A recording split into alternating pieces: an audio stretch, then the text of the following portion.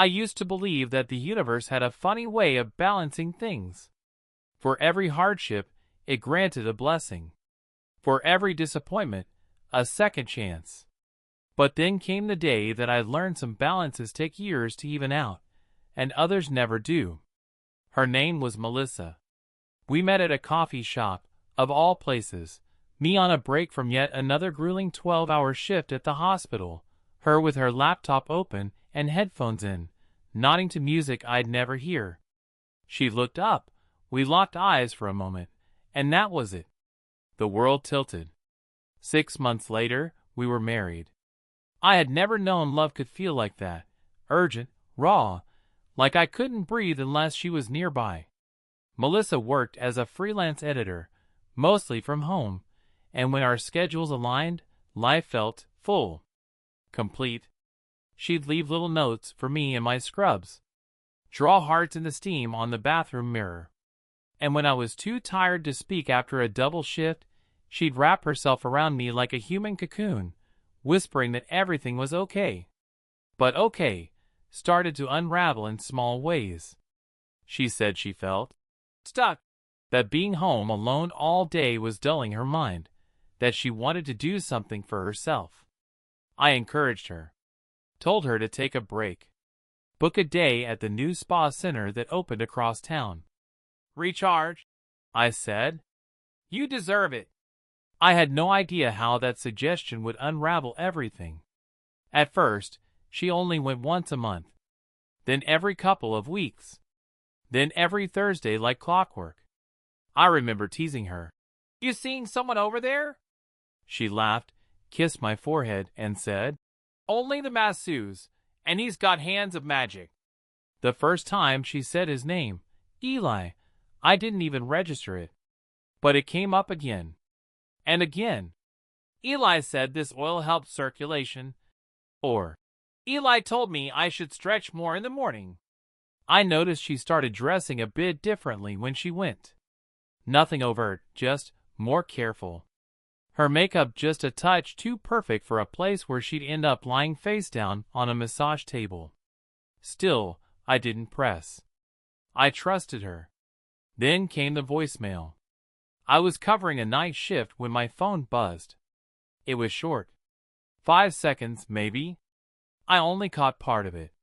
Her voice, breathy, laughing. You better not leave marks this time, Eli. Click. I stared at my phone, jaw clenched. Told myself I was overthinking it. There had to be an explanation. The next morning, I came home to her in the shower. The scent of unfamiliar cologne clung to the hallway like a ghost. I asked her, as casually as I could, Who's Eli again? She froze, just for a second, then smiled too quickly. The therapist at the spa. I told you about him.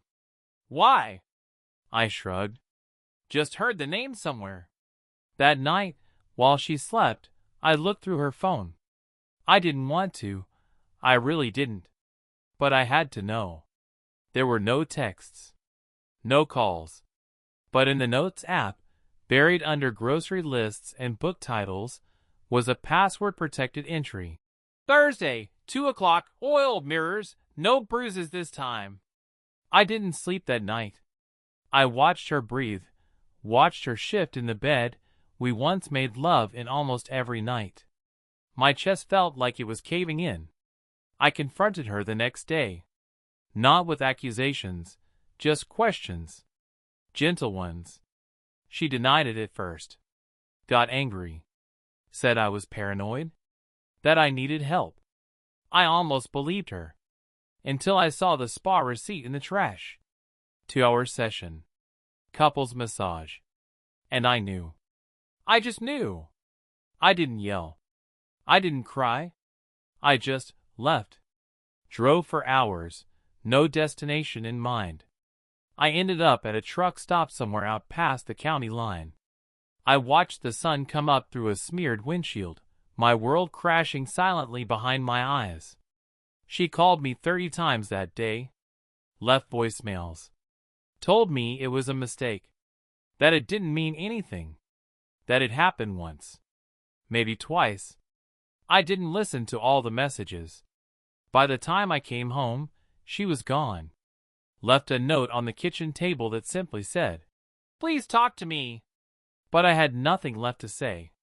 In the weeks that followed, silence became my closest friend. The house felt cavernous without her. The sounds I used to ignore, dripping faucets, the creak of the floorboards, the whirring of the fridge, became thunderous. I moved through the rooms like a ghost, eating meals I didn't taste and falling asleep with the television humming nonsense in the background. Anything to avoid the memories attached to every corner of our home. Melissa moved in with her sister, or so I was told.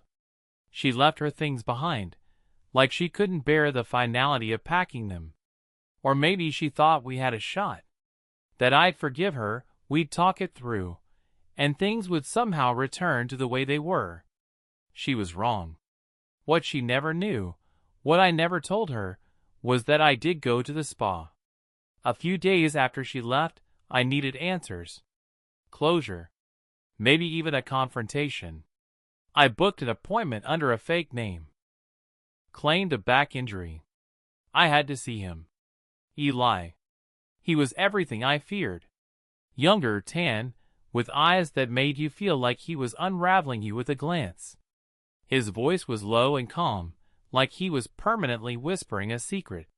There was a smugness beneath the surface, one he tried to hide with polite professionalism. He greeted me without recognition, of course.